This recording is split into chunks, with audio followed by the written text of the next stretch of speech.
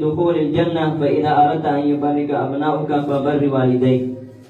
الأم والأب أهم هدية ونعمة من الله يجب أن نحفظها ونرعاها ونحميها لنردها إلى الله ردا جميلا. من حق الوالدين بعد موتهما الصلاة عليهما والاستغفار لهما وإنفاذ أحدهما وصلة الرحم التي لا توصل إلا بهما وإكرام صديقهما. ما تفعله مع والديك سوف يفعله معك أبناؤك فيما بعد، فما الطريقة التي تحب أن يعاملك بها أولادك في الكبر؟ إلهي أنقى والمريش شريفك وحنوك شيكينا أي لو أردت نحفظ ماشي عليك آدتد إن آدك الدد أدارتد والدين تالا إن إحسان سنيتد وحنوان لهم أبا أحمد فليتفضل مشكورا في أسيقنا كلمة إيسا ونسوق فيه.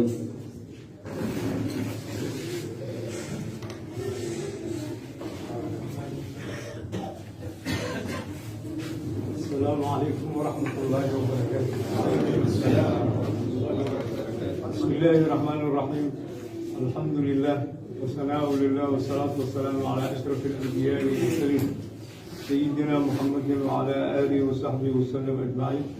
إلهي سبحانه وتعالى يا معسكره نجدي مسلم نجدي أمة الرسول نجدي خير الأمة نجدي إلهي يا نعماني سبحانه وتعالى kitaabkiisa anagoo nool ayaa la aqrinaa, anagoo dhimanay ayaa la aqrinayaa. nicmo weyn waaye. haddana waxaan u fadhinaa dugsi qur'aan oo la furi doono. nicmo kale waaye. fadhigan fadhi ilaahay u xisaabinaya waaye subxaanahu watacaala. maxaa yeelay nin dan kale u yimid ma jiro ilaa dantayna annaga dhammaantayna waxa waaye dugsigan iyo furitaankiisa iyo meeshaan wanaagsan la dhisay iyo si qurux badan loo dhisay. nicmadaas subxaanahu watacaala ayaa uu noo xisaabinayaa. ilaah ka abaalmariyo. sheekha waxaa noogu sheekeynayay dhiirigelinta dugsiga ardayda ay imaadaan markay dugsi ay dhiganayaan. dugsi arday anaga marka ilmaha aad dugsiga usoo dirayno waa runtiisa sheekha wuxuu noo sheegay inaan usoo gelinayno dhar jeexjeexan ama dacas oo laba nooc ah ama dar oo wax ku haleysan, laakiin iskuulaadka ama meelaha ingiriiska kombiyuutarada lagu bartane aan u diran ayagoo labisan dharkooda ugu khaalisan ama kabahooda ugu khaalisan, saacadna ay sitaan, haddana waxaa jeebka loo soo gelin lacag magaalka ay kusii aadaan. ama dugsi markay aadayaan markii subaxdii. السلام عليكم ورحمة الله وبركاته. الحمد لله رب العالمين ونستعين على أمور الدين والدين صلى الله على نبينا محمد وصحبه وسلم.